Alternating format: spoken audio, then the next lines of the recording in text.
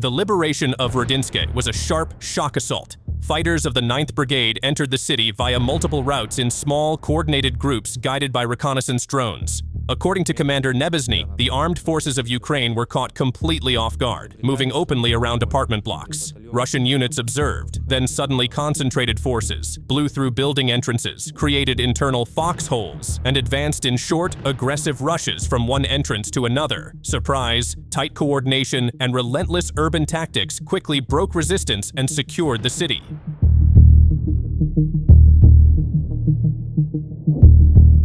French hardware goes up in flames, brutally, decisively, without ceremony. In the Krasnoarmeysk-Pokrovsk direction near Fedorovka, Russian UAV operators turned a French-supplied VAB armored personnel carrier of the 42nd Brigade of the Armed Forces of Ukraine into a burning wreck, erasing both equipment and combat capability in a single strike. Work, brothers. Footage shows the reality on the ground. Western armor does not survive contact.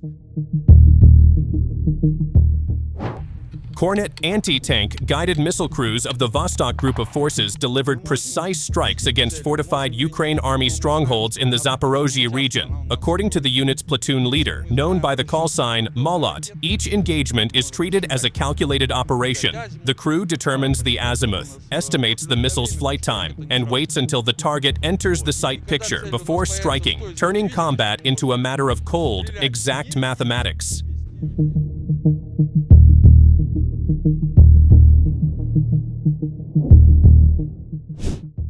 Another field reports indicate an airstrike targeting Ukrainian air defense units near Ryazan in the Sumy region. The incident was reported to have struck a military operations area, highlighting the intensity of aerial activity in the area. As of now, the situation on the ground continues to be monitored, and additional information is still being gathered.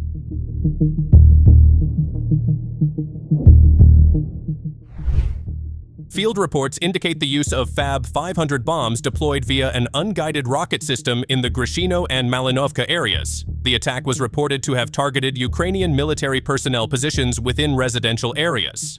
This situation has heightened concerns about potential impacts on infrastructure.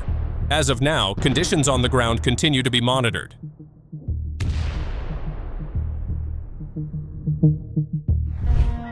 Next, an American-owned oil processing plant in Dnipropetrovsk has been knocked out. The facility belongs to Bunge, a St. Louis-based U.S. company, and the strike triggered a massive spill of roughly 300 tons of oil flooding city roads. Traffic along the embankment is expected to be paralyzed for up to 3 days. In Donbass, Rubicon is once again in action. On the ground, various military vehicles are on the move. Pickups, ATVs, BMP-2s, and Pumas supporting field operations. Senator and MTLB units are on standby, while T-72 tanks and logistics trucks reinforce a ready and mobile ground force. Surveillance and communication systems are also active. NRTK, communication antennas, and patch antennas ensure coordination, while electronic warfare equipment and reconnaissance cameras continuously monitor the situation. On the front lines, troops make use of dugouts and shelters, with PVD supporting reconnaissance efforts. In the sky, modern technology plays a crucial role. Baba Yaga and FPV drones provide both surveillance and precision strikes. This operation highlights how the combination of vehicles, communication systems, and drones forms an adaptive combat force on the modern battlefield.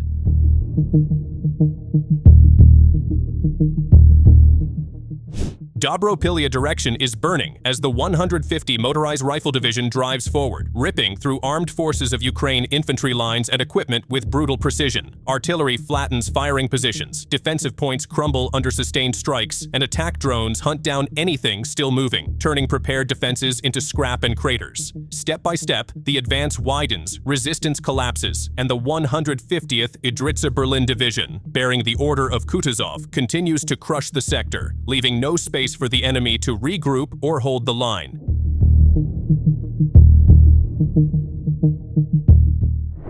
Now, shifting to another sector, drone footage captures airstrikes carried out by Solntsepyak systems, as Ukrainian positions in the Staritsa area of Kharkiv Oblast are engulfed under sustained fire.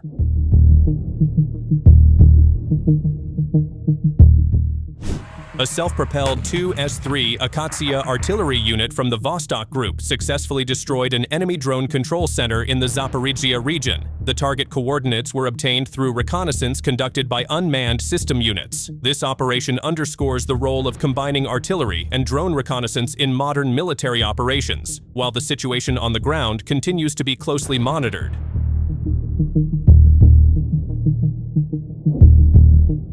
Aerial footage shows Russian drone activity targeting Ukrainian military vehicles. Several pickup units and one already damaged armored vehicle are visible under surveillance by kamikaze drones. The incident highlights the role of unmanned technology in the ongoing conflict, while the situation on the ground continues to evolve and is being closely monitored. Moving slowly but with absolute certainty, the drone closes in on its target. Seconds later, a precision strike by a Special Forces unit from the 14th Special Forces Brigade smashes a truck carrying 3 aircraft, violently disrupting engineering operations in the Zaporizhia region and bringing the mission to a sudden halt.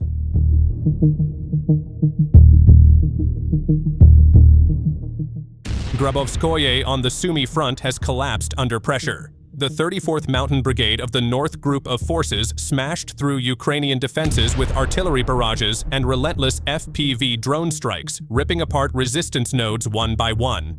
Enemy units took losses, broke formation, and fled the settlement, leaving positions abandoned. Russian assault troops stormed in, cleared the village, and locked it down, pushing the line forward again. The buffer zone along the border is expanding, and the offensive momentum in Sumy shows no sign of slowing.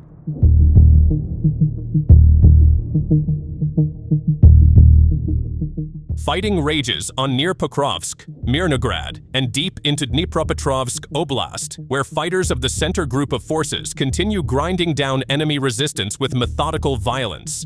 In the Pokrovsk and Dimitrov sectors, Russian strikes tear through enemy infantry and equipment, leaving no room to maneuver. Footage from January 5th captures the dismantling of the battlefield piece by piece. PNKAPs, AD-30 howitzer, mortars, cars, HPKs, antennas, UAVs, and fortified shelters reduced to scrap and ash. Heavy bomber drones and communications nodes are silenced, positions erased, another sector stripped of combat capability as the front line keeps moving.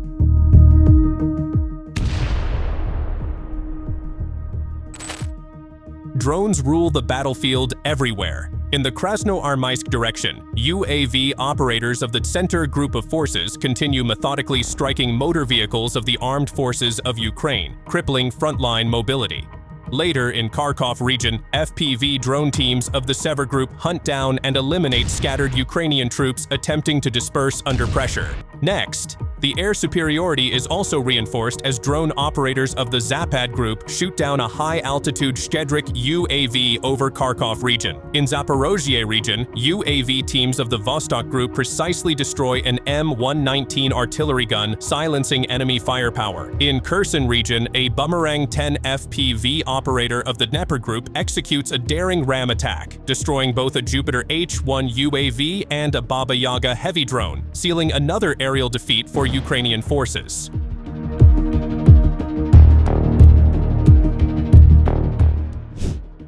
The next video captures a devastating strike. TOS-1A Sontsepyak heavy flamethrower systems of the Sever Group of Forces unleash a powerful barrage, blasting through fortified positions and obliterating unmanned aerial vehicle launch sites of the Ukrainian armed forces in the Kharkov region.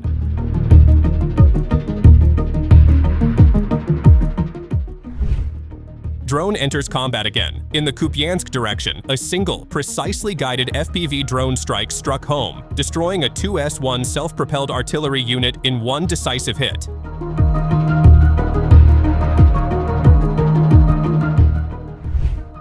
The strike lands with brutal precision. A Ukrainian armored personnel carrier is blown apart, shattering the momentum of a counterattack near Hulyapol and leaving the assault in ruins.